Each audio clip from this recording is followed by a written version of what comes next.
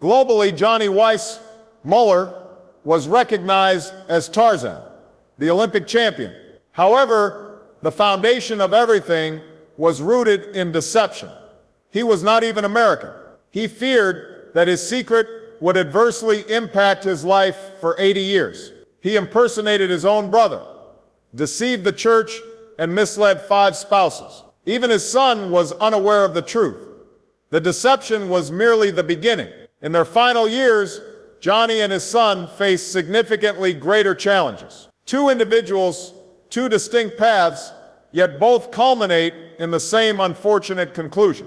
Today, we will uncover the concealed realities that Hollywood has sought to obscure. He was widely recognized as Johnny Weissmuller, the inaugural Tarzan and an Olympic champion. His life encompassed much more than that. He claimed to everyone that he was born in America, despite the fact that he was not. Johnny was, in fact, Johann Peter Weissmuller. He was born in Friedorf, Romania, on June 2, 1904. This location was once a part of the Austro-Hungarian Empire during that period. He provided false information for years, claiming he was born in Windber, Pennsylvania. The plan was not merely a minor initiative. It was developed collaboratively by his entire family. Issues arose prior to the 1924 Olympics. Authorities requested that he provide evidence of his American citizenship. Johnny would struggle to perform effectively without it.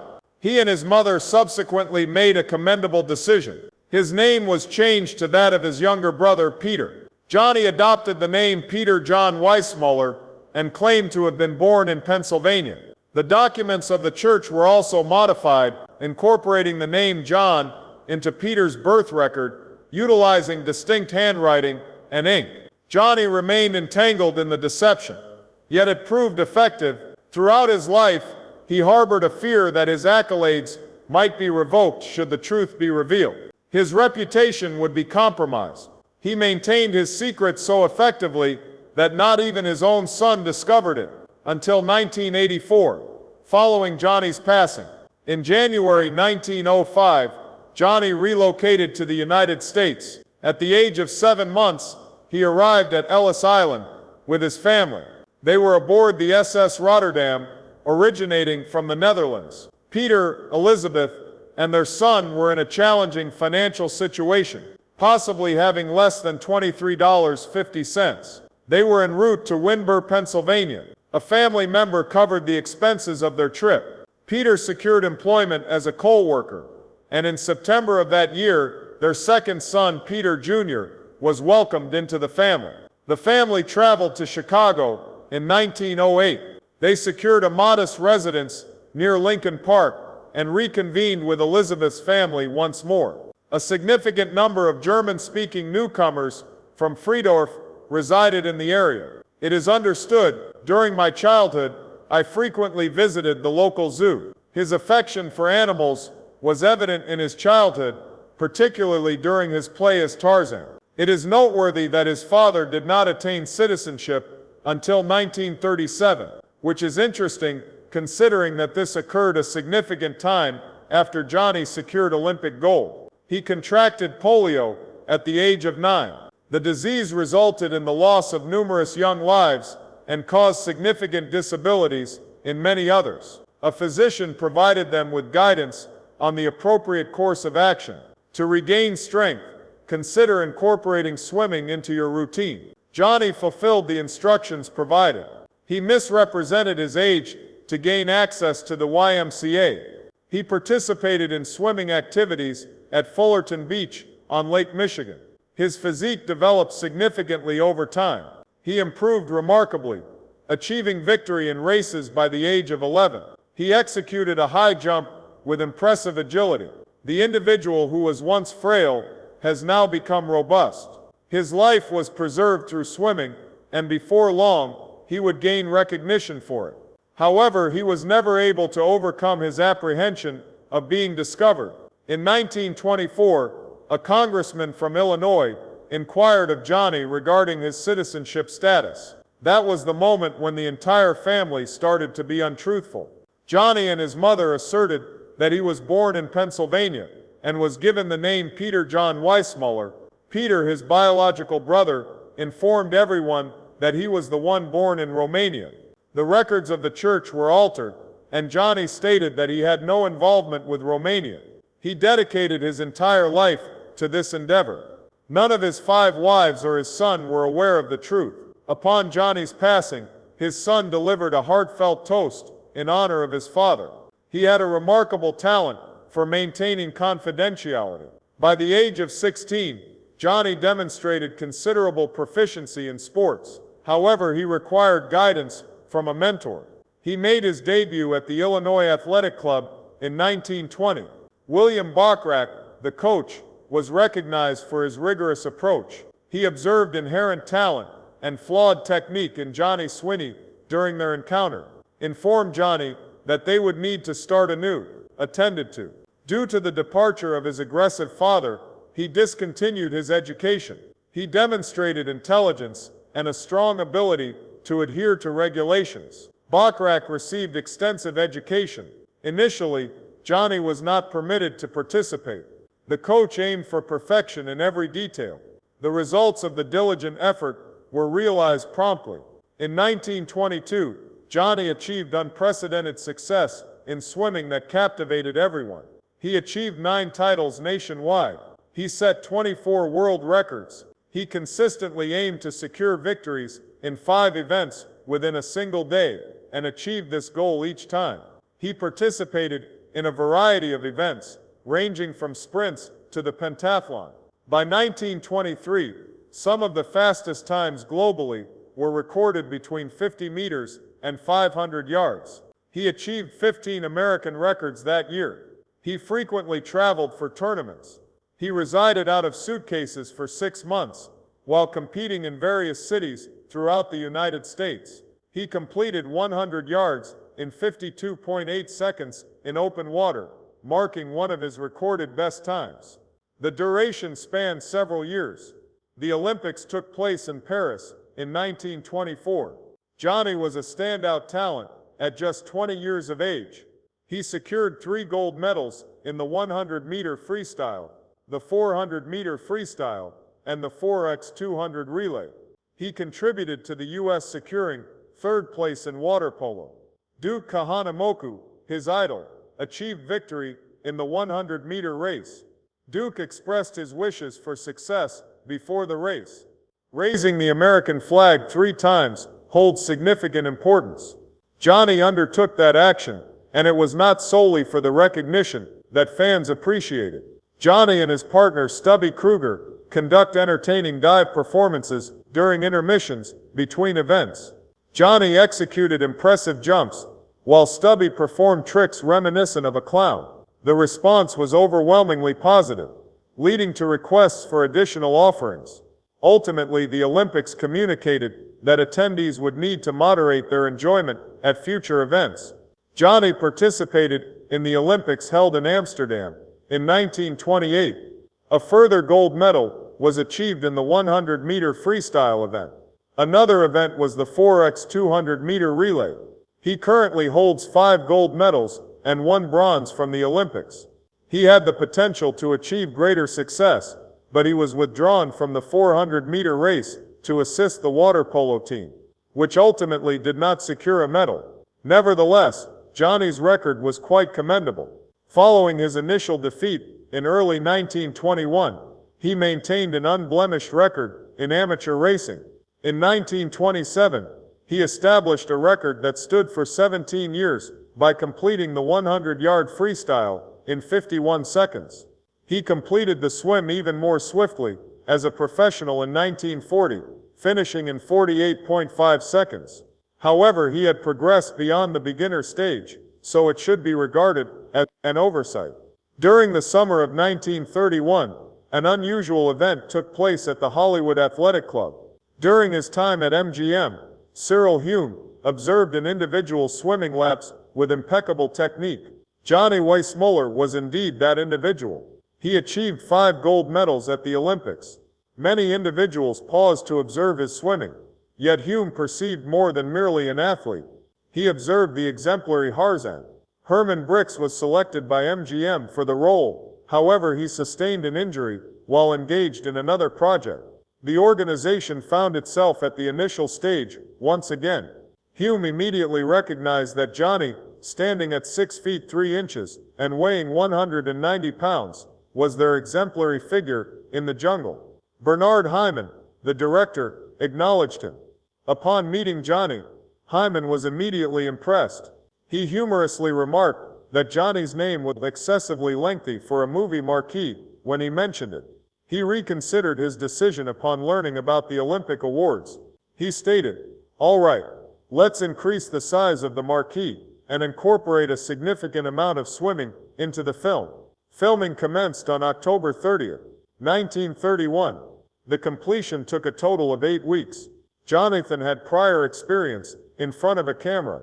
In 1929, 3 years prior, he appeared in a minor role in a film titled Glorifying the American Girl. He presented himself with the physique of Adonis, adorned solely in a fig leaf. The scene was a brief, subdued moment in a pre-code musical, characterized by vibrant costumes and the presence of nudity among some performers. Johnny was in New York at that time promoting DVD swimsuits. A film director recognized his talent and invited him to take on the role. BVD expressed dissatisfaction with the appearance of their star model on television. A significant portion of Johnny's video was omitted. The film was subsequently revised to a duration of 96 minutes, and his appearance has become a notable yet minor aspect of cinematic history. BVD effectively managed Johnny's position. Since 1928, he served as their premier model, earning $500 a week, significantly surpassing MGM's initial offer of $175. Johnny engaged in activities beyond modeling.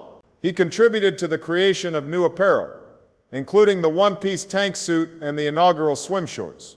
MGM reached an agreement as BVD aimed to retain his services.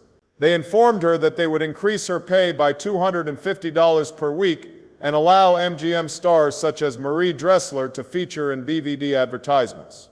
The outcome was successful. The crossover marketing initiative was among the pioneering efforts in Hollywood, and Johnny became a part of the team.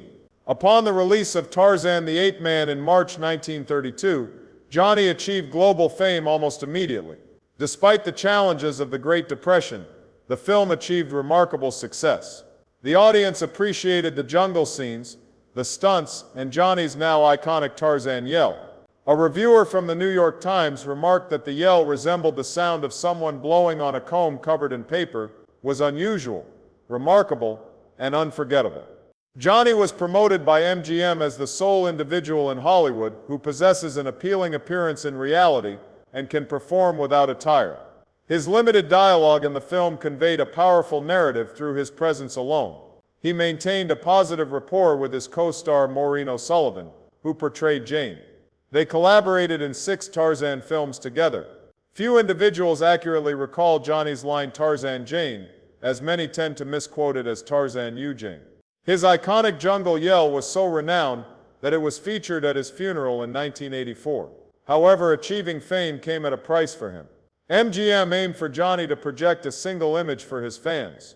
Assistance was provided upon the revelation of his marriage to actress Bobby Arnst in 1931.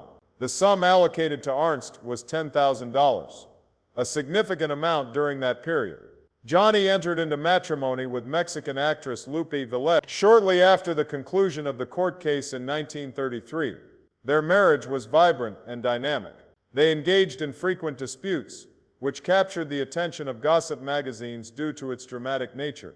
It has been reported that Johnny pursued Lupe through a hotel in London while dressed in minimal attire. The Queen of Holland was present to observe and support him. In 1939, a divorce was finalized.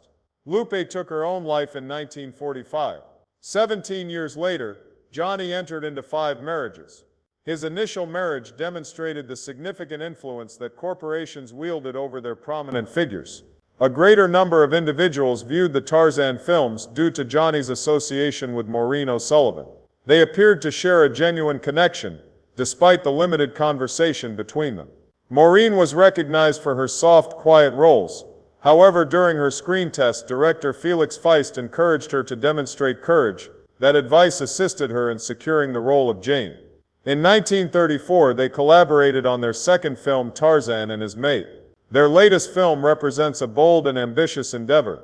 Maureen donned a strikingly bold outfit, and there was even an underwater performance featuring Jane swimming in the nude. Certainly that was not Maureen. Josephine McKim, an Olympic diver, served as a body double. The scenes generated considerable commotion. Maureen received unpleasant correspondence. An attempt was made to remove her from the situation. Following the implementation of the stringent Hays Code at the end of that year, subsequent Tarzan films exhibited a more restrained approach. Issues arose following the release of Tarzan Finds a Son in 1939. As Tarzan and Jane were not married, they were unable to have a child depicted on television. Rather than having their own child, they chose to adopt an orphan. Throughout this film, Maureen expressed a desire to exit the performance. A version was filmed in which Jane dies. However, feedback from test audiences indicated that it was not well received.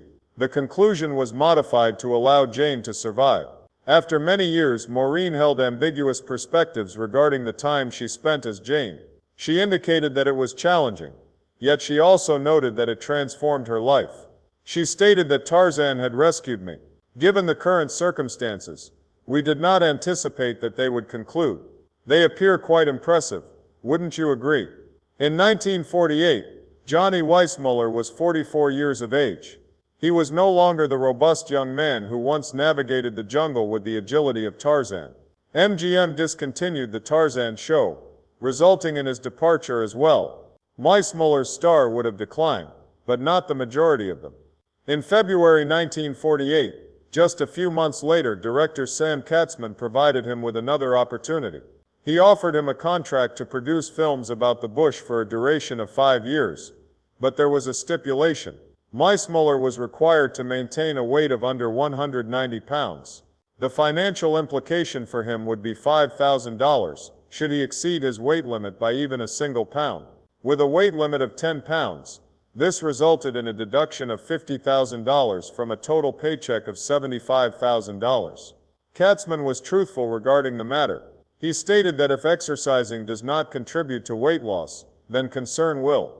Filming for the inaugural Jungle Gym movie commenced on August 3, 1948.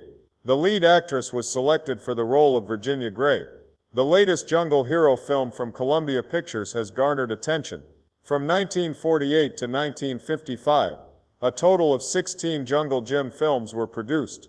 Each individual had a minimum of $350,000 allocated for it. He served as the Jungle Gym for the majority of the performance. Due to licensing issues, he was required to portray Johnny Weissmuller in the final 3 films. The setting remained within the jungle, and the experiences continued to be consistent. Fans regarded them as narratives reminiscent of Jungle Gym experiences. Weissmuller accomplished much more than that. He introduced Jungle Gym to television following the conclusion of the films. The initial 26 episodes of a broadcast series premiered on September 26, 1955. The duration extended until March 19, 1956. This time the character's world expanded significantly. Jungle Jim had evolved beyond being merely an individual, accompanied by a chimpanzee named Tamba. He now had a son named Skipper, a friend named Kasim, and a partner, Commissioner Morrison. The production extended its reach beyond Africa. Jim was required to serve as a guide in certain scenes, leading him to India, the South Seas, and South America. Unlike the films, this Jungle Jim permitted guests solely to capture images of the animals. Due to his strong principles, he distinguished himself from other explorers, and in the narrative, this even adversely affected his financial success. The program had a brief run, yet it continued to be broadcast repeatedly over the years. Weissmuller emerged as a figure of admiration for various audiences when he appeared on television. Johnny Weissmuller enjoyed a 25-year career in film and television, yet he portrayed only 2 characters, Tarzan and Jungle Jim. Those were essentially all the roles he portrayed throughout his career, spanning 28 films and a television series. With the exception of a minor role as Adonis in 1929 and a part in Swampfire in 1946, the majority of his other performances took place in the bush or its vicinity. In reality, he was not performing in the last few films. The individual in question was known as Johnny Weissmuller. He seemed to have transformed into an entirely different individual, one who maintained a constant connection with nature, including trees and wildlife, as well as daring adventures. It is quite rare for an actor to receive enduring admiration for portraying the same type of character over a span of 25 years. He has been honored with a star on the Walk of Fame as a recognition of his contributions. Merely being a skilled actor did not suffice to secure this position. She possessed an impressive physique, a characteristic not commonly found among many artists. He was among the top swimmers globally, long before he achieved stardom. During the 1920s, he achieved the remarkable feat of breaking 67 world records and securing 5 gold medals at the Olympic Games.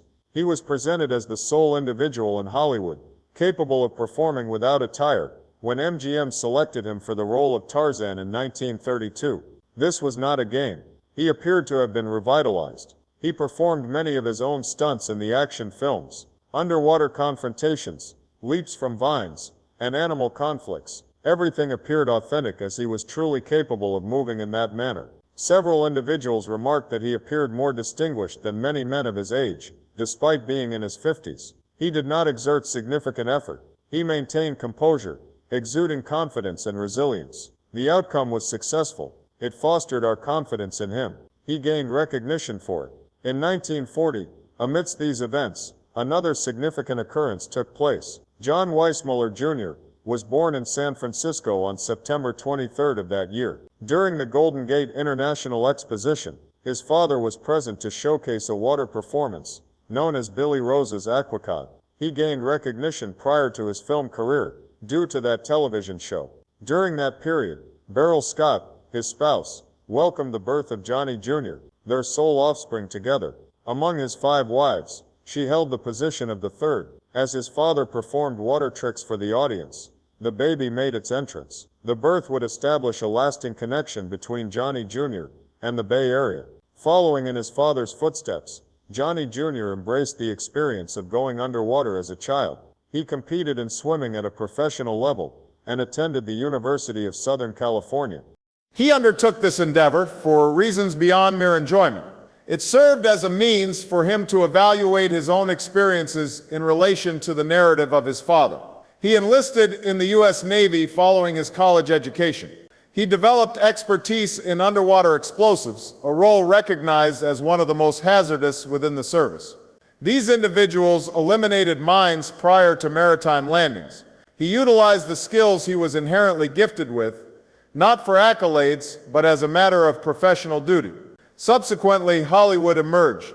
In his initial role, Johnny Jr. portrayed Andy Hardy's father in the film. Andy Hardy comes home in 1958, at the age of 18. While it may not have seemed significant, it facilitated the achievement of a particular outcome. After many years, that door opened to George Lucas, a prominent figure. Weissmuller Jr. secured a role as a robot featuring a metallic visage in George Lucas's 1971 film, THX 1138. 2 years later, he appeared in American Graffiti once more, this time portraying Badass Number 1. Although it was a minor role, it positioned him alongside Harrison Ford and Richard Dreyfuss, both of whom are prominent stars on the ascent. In a lighthearted tribute to his father's profession, he provided voice work for the adult animated parody Tarzan, Shame of the Jungle in 1975. He portrayed characters with names such as Duke, Mickey, and Gino in television series including The Streets of San Francisco. Among the various roles he portrayed, his most impactful was Chief Bromden in One Flew Over the Cuckoo's Nest at the Little Fox Theater. That particular role demonstrated that he was not merely leveraging his father's name for personal advancement. He exhibited a significant breadth of emotional expression. Nonetheless, a force drew him back to his origins, despite his experience in film and theater. In 1973, Johnny Jr. returned to San Francisco and secured employment at the docks. He secured a position as a longshoreman. Many individuals were taken aback, yet he comprehended the situation. It was focused on achieving equilibrium. He sought to establish his own identity, rather than remain in his father's shadow. He dedicated himself to collaborating with individuals who were indifferent to Tarzan or Jungle Jim, and that is precisely what he pursued. He remained involved despite continuing to appear in films such as 1984's Massive Retaliation and 1985's Ewoks, The Battle for Endor. He remained committed to the docks. The dual existence persisted for many years. Upon his retirement in 2005, he commenced the writing of a book detailing his experiences as a longshoreman. He demonstrated a significant level of concern for it, perhaps even exceeding expectations, exceeding the performance.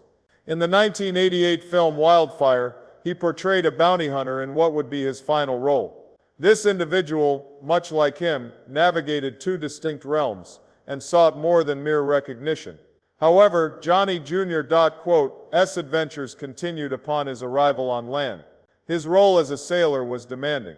He participated in multiple Transpac races, which are 2,200 to 500-mile sailing competitions that traverse from California to Hawaii. The duration of these issues ranged from 5 to 14 days, and the experience was quite unfavorable. It was not an isolated incident.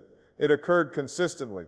He was a member of boat clubs in Hawaii, Acapulco, and San Francisco. The trio of locations conveyed a subtle narrative. He was born in San Francisco. In 1984, his father passed away in Acapulco. Hawaii served as his preferred location for competitive events.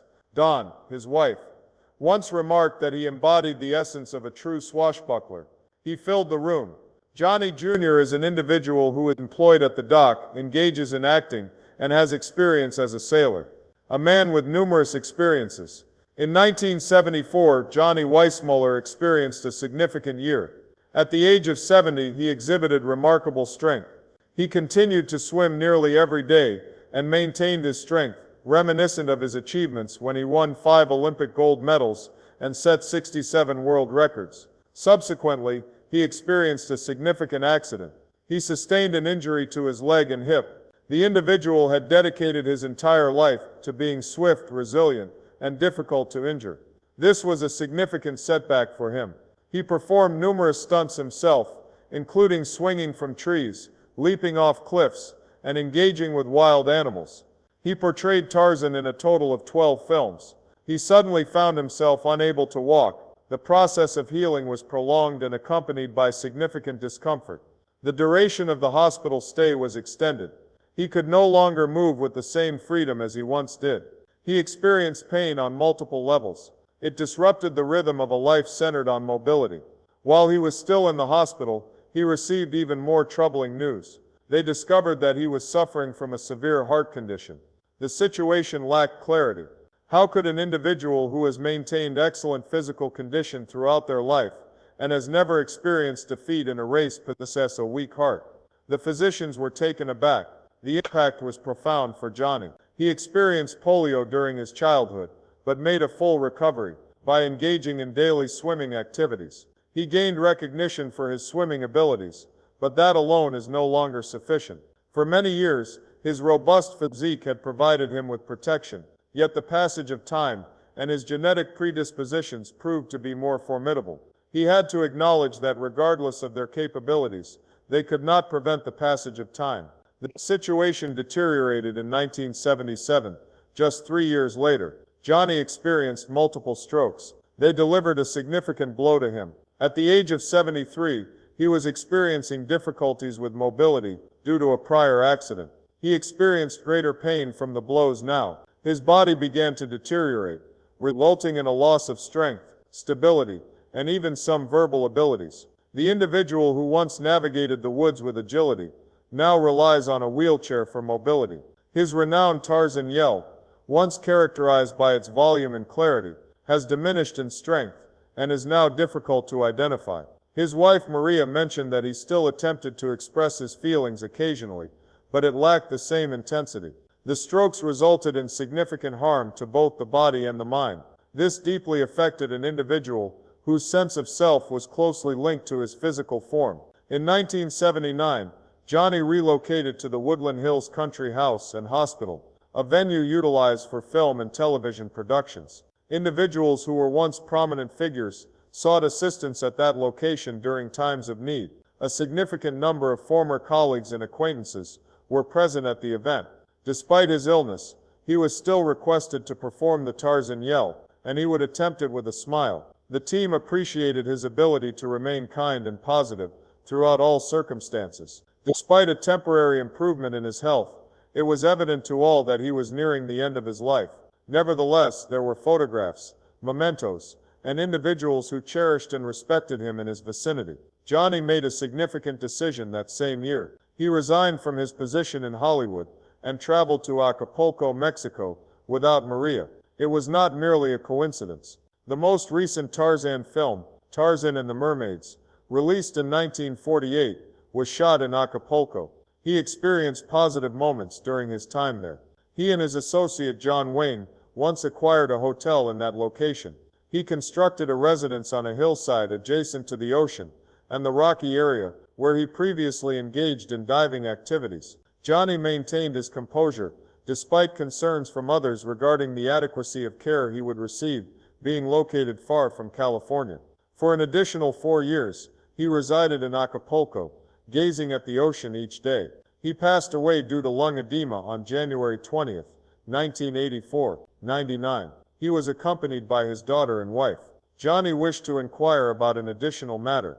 His famous Tarzan yell was played 3 times during the funeral service. The sound resonated throughout the graveyard as his body was interred in the earth. He was recognized by that sound. It remained his, despite the fact that many were unaware of the subsequent alterations. His funeral was distinct from typical funerals. A 21-gun salute was included, a gesture typically reserved for leaders or military heroes. This initiative was established with the assistance of President Ronald Reagan and Senator Ted Kennedy. That was the significance of Johnny Weissmuller. He exceeded the role of an actor. He exemplified courage, strength, and determination. Johnny's impact continued posthumously, particularly through his son. John Weissmuller Jr. chose an alternative path. In 1973, he relocated to San Francisco and secured employment as a longshoreman. He dedicated 32 years to his career at the docks. The individuals in that community recognized him not as Tarzan's son, but as a diligent man who embraced the value of hard work. He cherished that life, yet narratives were his other passion. It was stated that he was the sole individual capable of narrating a compelling story. Upon retiring at the age of 65 in 2005, he commenced the writing of a book focused on life at the docks, as a method to document the voices of authentic working-class individuals and establish his own identity. However, in early 2006, only a few months post-retirement, circumstances shifted dramatically. He experienced weight loss and began to feel fatigue. Initially, he believed it was merely a sign of aging, but it turned out to be something far more serious. He received the information that his liver cancer had reached a very advanced stage. Phase 4, the time remaining was limited. Colleagues remarked that he exhibited a composed and respectful demeanor upon receiving the news. He informed them that he had experienced numerous lives prior. He has competed in boat racing, undergone training with the Navy, appeared in films, and dedicated significant effort to video production. The news remained unfavorable. His writing project remained incomplete. He aimed to safeguard the longshoreman's narrative, yet it would remain untold in its entirety. John Weissmuller Jr.